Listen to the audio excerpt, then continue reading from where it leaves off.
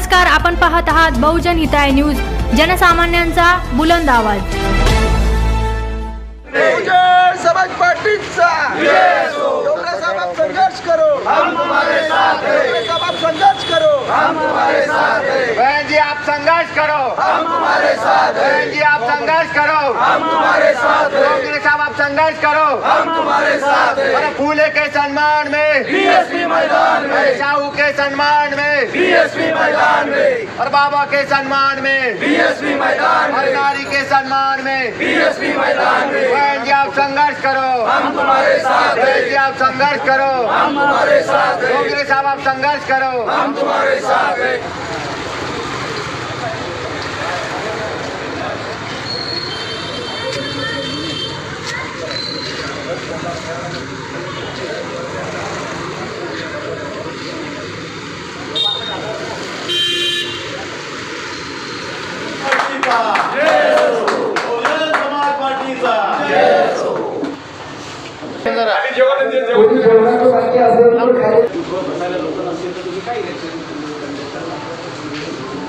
काय करा, प्रत्येक बूथवर निदान 5 लोक बनेल कोशिश करा, रात्रंदिवस मेहनत करा। शहराची विधानसभा मुस्लिम बहुत जास्त 17 सेक्टर मुस्लिमांचे नाही, माझं कसं नाही, टोटल सेक्टर किती आहे? बरोबर आहे, 17 सेक्टर मुस्लिमांचे आहे, तिथे एक दोन माणूस भेटला तरी चालेल, नाही भेटला तरी चालेल, पण काही ठिकाणी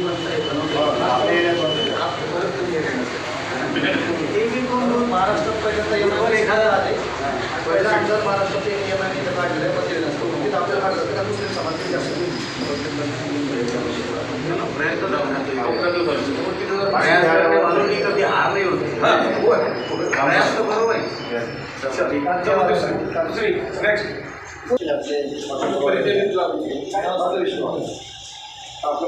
विधानसभा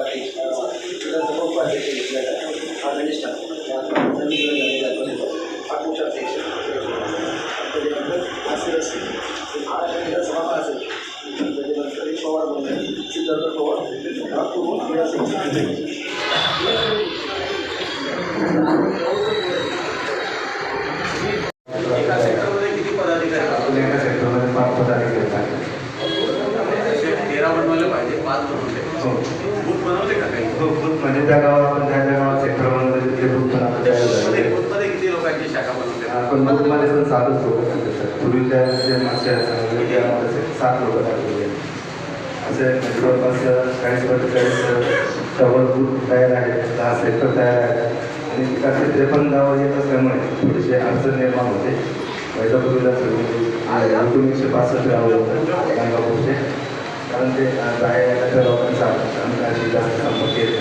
विभागीय प्रत्येक गावामध्ये आपण पूर्वीपासून जवळपास त्यांना सचिव त्यांच्या तर प्रत्येक गावामध्ये आपल्याला बहुजन समाज पार्टीला 10-5 मतदार विधानसभेमध्ये आहे, परंतु त्या निवडणुकीमध्ये थोडंसं अडचण निर्माण होतं देतात जातात आणि माझ्यासारख्या 24 तास चळवळीत असल्या कार्यकर्त्याजवळ विधानसभा वेळी त्यावेळेस याद्या असतात, मतदार असते, परंतु सामनाची त्याच्या आता 2014ला पक्षाने माहिती केली होतं, त्यावेळेस 3300 मतदान घेतलं होतं, 3300 त्याच्यातून 2004 पासून पहिले 2098 बहुजन पार्टीला 10,000 मतदान घेतलं होतं, नाही पक्षाने 2004ला पण पक्षाने 7,000 मतदान घेतलं होतं, नाही समाजाची केलं होतं, 2009ला पण आता तिथं 7,500 मतदान घेतलं होतं। यावेळेस सर्व नोव्हेंबर संपर्कात आहे, 2019ला नाही वारं होतं, साठी काम व्यवस्थित आहे, निश्चितच संपर्क आहे। उमेदवारांनी जराचं बाहेर पण वाईट होलं नाही, तरी आम्ही 8,500 मतदान मिळवलं। कार्यकर्ते मैदानी तिथले रस्ता, वाडी, दांडी, खेळापर्यंत तिथं विशिष्ट समाज आहे, खास करून बेसोड आहे बहुजन समाज पार्टीचं, तिथं काम सगळं बसपाचा हत्ती आणि मायावतीला मतदान करायचं एवढी ताकद औरंगाबाद संभाजीनगर जिल्ह्यामध्ये आम्ही तयार करून ठेवलेली आहे। जास्तीत जास्त आम्हाला मतदान मिळेल आणि एकही विधानसभा खाली जाणार नाही. ज्यावेळेस वंचितचं वारं होतं तेव्हा पूर्वी जिल्हाध्यक्ष होतो, तेव्हा पण एक विधानसभा खाली जाऊ दिली. आणि म्हणून मी तुम्हाला शब्द देतो, आश्वासन करतो की आमच्या संघटनेत काम करतो. येत्या काळाकडे फक्त आमची विनंती होईल की तुम्ही जी रॅली सभा देशाल ती संध्याकाळची द्या, म्हणजे मराठवाड्याचे केंद्र राजधानी चळवळीचे केंद्र आहे, ती सभा यशस्वी झाली पाहिजे. त्या ताकदीने आम्ही यशस्वी करू. फक्त रॅली आणि सभाची जी तुम्ही टाईम देशाल तो संध्याकाळी सभा. धन्यवाद. सिल्लोड सोयगावमधून सरोदे साहेब यांचा पक्षामध्ये जाहीर प्रवेश करून विधानसभा प्रभारी म्हणून मी त्यांना घोषित करतो. प्रमाणनीय प्रदेशाध्यक्ष साहेबांच्या हस्ते.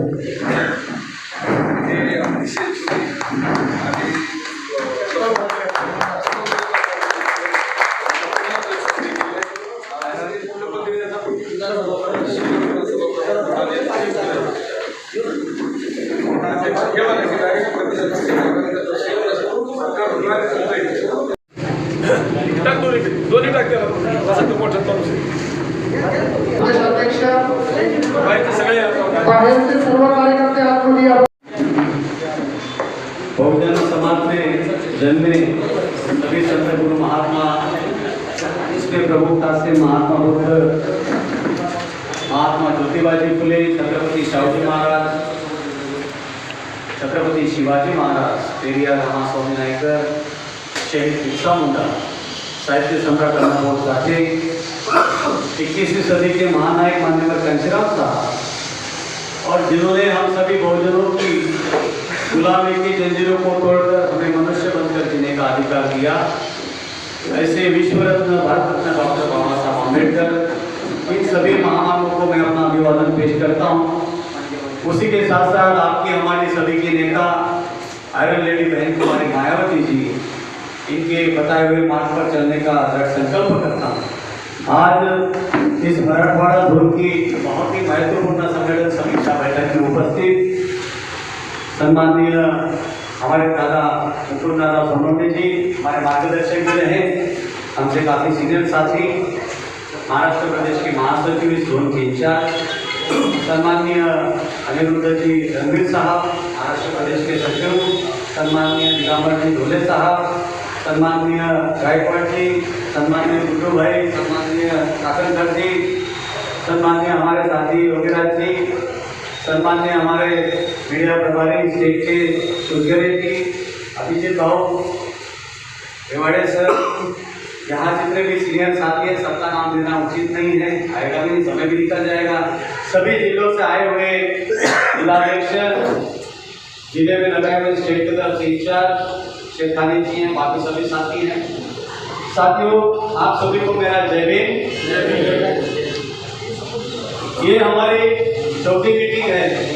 कल तक मैंने 3 मीटिंग्स कंप्लीट की, 7 तारीख के हमारे स्टेट मीटिंग के बाद, क्योंकि मेरे दादा ने कहा कि हम लोगों को आप बिल्कुल साथ में रहने की फुर्सत नहीं दे रहे हो, और मैं आपको विश्वास दिलाता हूँ कि मैं आपको साथ रहने की फुर्सत इलेक्शन तक नहीं दूँ. फिर भी तालियां हो जाओ. अभी ये हमारे लिए डू और डाई की सिचुएशन है. जिन्हें मरने का प्रश्न है साथियों हमारे, क्योंकि डॉक्टर बाबा साहब आम्बेडकर जी को एक बार जवाहरलाल जी ने कहा था, जवाहरलाल जी को एक बाबा साहब ने कही थी कि इलेक्शन आपके लिए एक गेम हो सकता है, एक बिजनेस हो सकता है, लेकिन इलेक्शन हमारे लिए जीने मरने का प्रश्न है. उसी तरीके से इस बार भी जो इलेक्शन इस महाराष्ट्र की भूमि में, पवित्र भूमि में होने जा रहा है, ये हमारे लिए बहुत महत्वपूर्ण है साथी, बहुत महत्वपूर्ण. इसके पहले क्या हुआ, कैसे हुआ, उससे क्या किया, इसके अतीत में हिस्ट्री में मैं नहीं जाऊँ, क्योंकि अतीत में जाएंगे तो बहुत सारे प्रॉब्लम्स क्रिएट हो जाएगी, बहुत सारी चीजें आएगी. लेकिन मैं समझता हूँ कि आज बहन जी ने, आदरणीय बहन जी ने मुझे ये चांस दिया है, काम करने का मौका दिया है, तो ये हम सबकी जिम्मेदारी है, केवल मेरी अकेले की नहीं. अकेला प्रदेशाध्यक्ष कुछ नहीं कर सकता, ये पूरे स्टेट के लोगों की जिम्मेदारी, स्टेट में आने वाले सारे जिले की जिम्मेदारी, जिले के अध्यक्ष से लेकर तो जिले के पूरे जितने पदाधिकारी उनकी जिम्मेदारी, विधानसभा में आने वाली सारे विधानसभा के पदाधिकारियों की जिम्मेदारी, बूथ और सेक्टर के पदाधिकारियों की जिम्मेदारी है. बहन जी की वो बात मुझे आज भी याद है. मैं बार बार जब आंखें बंद करता हूँ तो वही बात मुझे याद आती है कि भाई महाराष्ट्र से आज तक कोई रिजल्ट नहीं आया, आप लोगों को शर्म क्यों नहीं आई? ये बात साथियों आज भी मेरे दिलो दिमाग में हमेशा के लिए वही अंकित की हुई है कि क्या हम इस बार 2024 के विधानसभा के इलेक्शन में हम महाराष्ट्र के ऊपर लगा हुआ एक जो दाग है, क्या उस दाग को धो सकते हैं? ये बात हमारे जहन में है।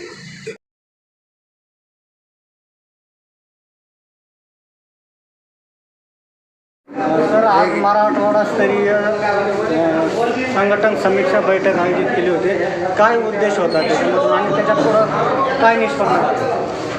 परम आदरणीय बहिणजींनी ज्या प्रकारे आदेश दिलेले आहे त्यांच्या आदेशाप्रमाणे मी महाराष्ट्राचा प्रदेशाध्यक्ष म्हणून 24 तारखेपासून या पदावर आलेलो आणि बहिणजींनी आदेश दिला की जनसामान्यामध्ये जाऊन महाराष्ट्रामध्ये बहुजन समाज पार्टीचं स्टेट लेवल, जिल्हा लेवल, विधानसभा लेवल, बूथ आणि सेक्टर हे स्ट्रॉंग करायचं आहे, संघटन स्ट्रॉंग करायचं आहे आणि संघटन स्ट्रॉंग झाल्यानंतर विधानसभा लेवलवर कमीत कमी 4 कॅडर व्हायला पाहिजे, ज्या कॅडरमध्ये आम्ही महापुरुषाची माहिती, महापुरुषाचे विचार, त्यांनी या समाजाप्रती काय केलेलं आहे ते समजून सांगायचं आहे. तर परम आदरणीय बहीण मायावतीजीची यांच्या आदेशानुसार सन्माननीय खासदार आमचे प्रभारी श्रीधर साहेब यांच्या आदेशानुसार हे जे झोनस्तरीय संघटन समीक्षा आम्ही पूर्ण करतो आहे. या समीक्षेमध्ये कार्यकर्त्यांनी, पदाधिकाऱ्यांनी किती काम केलं याची समीक्षा आम्ही घेतो आहे. सोबतच येणाऱ्या विधानसभा इलेक्शनमध्ये या महाराष्ट्रामध्ये, या पवित्र भूमीमध्ये बहुजन समाज पार्टीचे निळे हत्ती या विधानसभेमध्ये कसे जातील त्यांची पूर्ण तयारी, पूर्ण प्लॅनिंग आम्ही करतो आहे.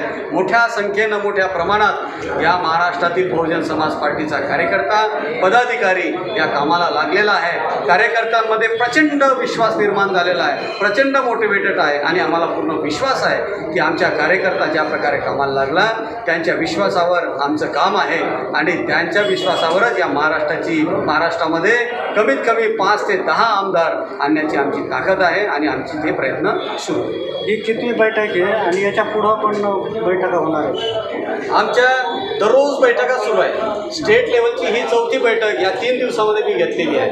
7 तारखेला स्टेट कमिटीची बैठक झाली. या अगोदर स्टेट कमिटीच्या 3 बैठकी झाल्या आणि विधानसभास्तरीय, बूथस्तरीय, सेक्टरस्तरीय, जिल्हास्तरीय बैठका दररोज सुरू आहे. आजपर्यंत आमचे 700 कॅडरवर 700 कॅडर झालेले आहे. डेली आमचे कॅडर सुरू आहे. बहिणजीच्या आदेशाप्रमाणे आम्ही आमचा भर हा कॅडरवर देतो.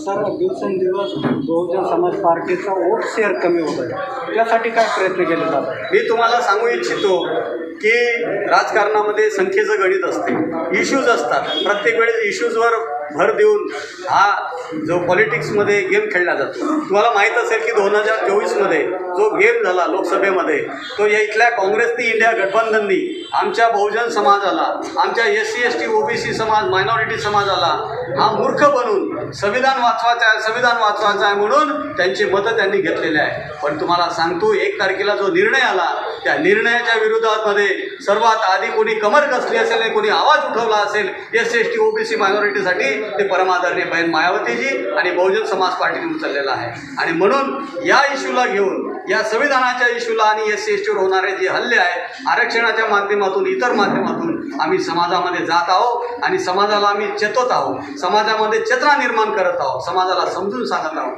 की येणाऱ्या दिवसामध्ये जर तुम्हाला तुमचं भलं पाहिजे असेल, तुमच्या लेकराबाळाचं भलं पाहिजे असेल, आनेवाली पिढी का भला चाहिए, तर तुम्ही या महाराष्ट्रामध्ये बहुजन समाज पार्टीच्या हत्तीशिवाय कोणाकडे जाऊ नये आणि परमादरणीय बहिणजींच्या शिवाय कोणावर विश्वास ठेवू नये. मला पूर्ण विश्वास आहे की जे आमचा वोट शेअर जो घसरलेला होता यावेळेस या 2024च्या विधानसभेमध्ये तुम्हाला रिझल्ट हा काहीतरी आगळा वेगळा दिसेल.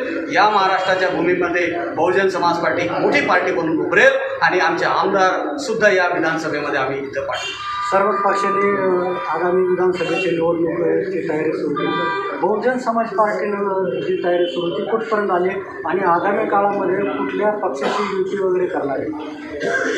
युती ही परमादरणीय बहिणजी करतात. त्यांच्या आदेशाप्रमाणेच आम्ही इथं रिॲक्ट करतो. बहिणजीने सांगितलेलं आहे इंडिया गठबंधन, NDA गठबंधन यांना सोडून जे रिजनल पार्टीज आहेत, जे आमच्यासोबत येऊ शकतात, आमच्या विचारावर ज्यांना विश्वास आहे त्यांच्यासोबत आम्ही युती करू शकतो. पण याच्यासाठी आम्ही परम आदरणीय बहीणजी सन्माननीय सिद्धार्थ साहेब यांच्याशी चर्चा करून आम्ही हा निर्णय घेणार आहोत. तत्पूर्वी या महाराष्ट्रामध्ये तळागाळापर्यंत आणि जनतेपर्यंत बहुजन समाजाची विचारधारा, संविधानासोबत काय घडलं, रिझर्वेशनसोबत काय घडलं, 1 तारखेचा सुप्रीम कोर्टचा आदेश कशा प्रकारे आहे, बहीणजींनी आपलं मत त्याच्यावर मांडलेलं आहे, त्याच्यावर बहीणजीचं मत काय आहे, बहीणजी या देशामध्ये तळागाळातल्या लोकांसाठी काय करू इच्छिते, म्हणून या संदर्भात आम्ही एक संविधान जागर रॅली चैत्यभूमीपर्यंत, दीक्षाभूमीपासून चैत्यभूमीपर्यंत येत्या 30/9 पासून करत आहोत आणि ज्याचं समापन मुंबई येथे धारावी येथे ओपन सभेमध्ये आम्ही मान्यवर कांशीराम साहेबांच्या स्मृतिदिनानिमित्त त्याचं समापन करणार. सर, तुम्ही प्रदेशाध्यक्ष झाल्यापासून पक्षात चैतन्य आले, आगामी काळामध्ये काही पक्षप्रवेश सोहळे होतील का?